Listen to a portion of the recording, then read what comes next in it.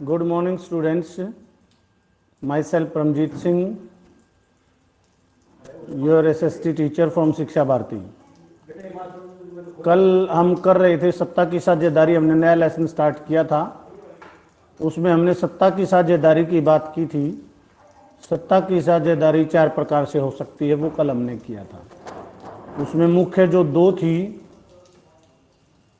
भाई, एक तो पैरेलल थी जिसमें विधान पालिका, कार्यपालिका और न्यायपालिका के मध्य है, और एक हॉरिजेंटल थी जो केंद्र सरकार, राज्य सरकार, स्थानीय सरकार या जितने भी सत्र हैं उन सत्रों के मध्य है।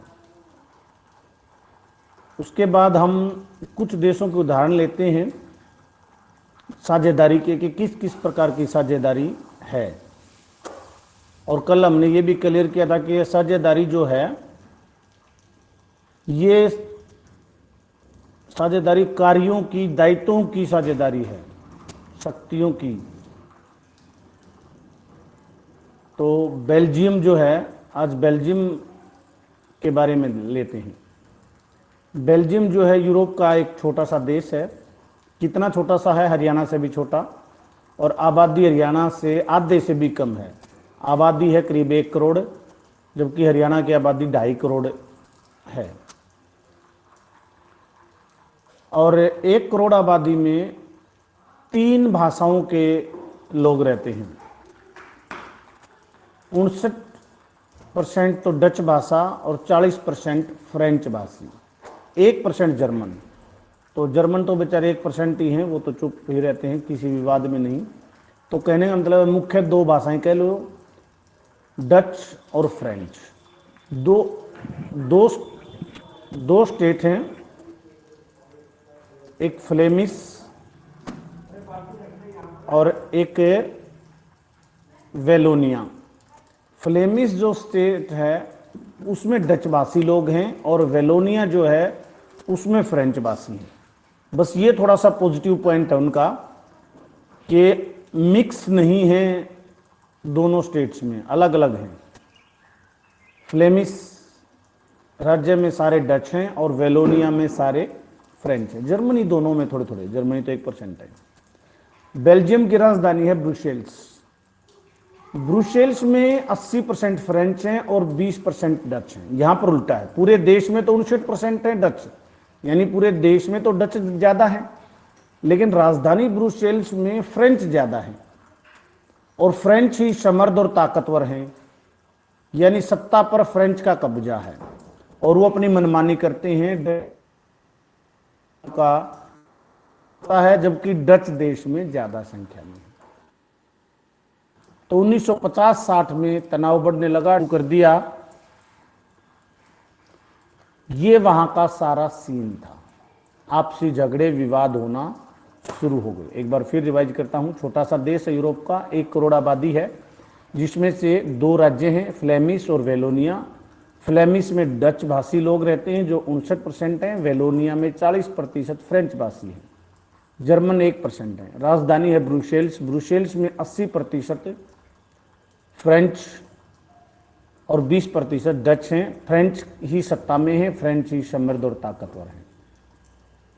दोनों स्टेट में अपनी अपनी उनकी सरकारें हैं, फ्लेमिश में डचों की और वेलोनिया में फ्रेंच की, लेकिन केंद्र में सरकार फ्रेंच की रहती है और वो अपनी मनमानी करते हैं। केंद्र के पास ही ज्यादा अधिकार होते हैं, ठीक है। और राजधानी ब्रुसेल्स में भी अलग से सरकार है, जैसे अपनी राजधानी दिल्ली में अलग से सरकार है, वो भी फ्रेंच की है। यानी फ्लेमिश की सिर्फ अपने राज्य में ही सरकार बनती है। तो 1970 से 93 तक कई संविधान संशोधन किए गए, जो तनाव थे उनके कुछ समाधान निकाले गए। तो उन समाधान क्या क्या निकाले गए? सबसे पहले तो केंद्र में मंत्रियों की बराबर संख्या कर दी। भाई सेंट्रल गवर्नमेंट में, केंद्र सरकार में दोनों के बराबर मंत्री होंगे। 20 मंत्री हैं तो 10 डच भाषी और 10 फ्रेंच भाषी।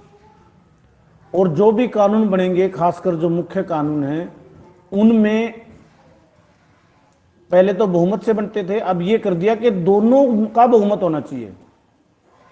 यानी दोनों के 10-10, उदाहरण ले रहा हूं मैं, 10-10 कोई जरूरी नहीं, मतलब दोनों के बहुमत से जो डच मंत्री हैं मान लो 10, उनका भी बहुमत हो, उनमें से भी 6 सहमत हो, और फ्रेंच जो 10 हैं उनमें से भी 6 सहमत हो। ये नहीं है बहुमत तो 11 में बनता है, तो 11 में से 10 तो एक ही भाषा वाले हो सकते हैं। तो इसलिए दोनों के केंद्र सरकार में मंत्री भी बराबर कर दिए, और कोई कानून बनेगा तो वो दोनों के बहुमत से, डचों का भी बहुमत होना चाहिए और फ्रेंच का भी बहुमत होना चाहिए। और ऐसे ही ब्रुसेल्स राजधानी में, जो राजधानी की अलग से सरकार है, उसमें भी ऐसा ही कर दिया। उसमें भी दोनों भाषी राज्यों के अलग अलग मंत्री होंगे, बराबर मंत्री होंगे, और ऐसे ही कानून बनेंगे दोनों के बहुमत से। और एक मेन संशोधन क्या किया, राज्य शक्तिशाली कर दिए। सभी देशों में केंद्र शक्तिशाली होता है, जहां भी शक्तियों का बंटवारा होता है, राज्य शक्तिशाली नहीं होते, क्योंकि राज्य शक्तिशाली होने से देश के टूटने का खतरा रहता है। राज्य अपने आप को अलग कर सकते हैं, अलग देश, लेकिन यहां उल्टा हो गया। पहले बेल्जियम से फ्लोमिस जो राज्य है, डच भाषी लोग अलग होने की मांग करने लगे थे, लेकिन अब राज्यों को ज्यादा शक्तिशाली, राज्यों को ज्यादा अधिकार केंद्र से मिलने से अब देश एक है, अब शांति है। सब अपने अपने, दोनों प्रदेशों की सरकारें अपने अपने निर्णय स्वयं ले सकती हैं, बिना केंद्र की परमिशन से, बिना केंद्र की इजाजत के। तो निष्कर्ष में मॉडल थोड़ा जटिल है, अजीब है, लेकिन कामयाब है। कामयाब क्यों है कि वहां अब शांति है।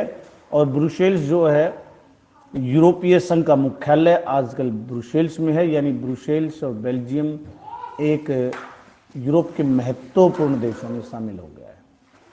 तो ये बेल्जियम का हमने सत्ता की साझेदारी का एक मॉडल देखा। सत्ता की साझेदारी का आप और क्लियर आपको समझ में आया होगा कि सत्ता की साझेदारी क्या होती है। सभी वर्गों को समान प्रतिनिधित्व देना सत्ता की साझेदारी का एक उद्देश्य होता है। तो आज इतना ही। कल एक और देश लेंगे, ऐसे ही रोज एक या दो देश का हम उदाहरण लेते रहेंगे। अपने पेपरों की तैयारी करते रहिए। लेसन ख़त्म होते ही मैं दोनों लेसन के नोट्स भेजता हूं, और एक लेसन जो पहले ही हो चुका है उसके नोट्स पहले ही भेज चुके हैं। तीनों लेसन आएंगे। आज इतना ही, धन्यवाद।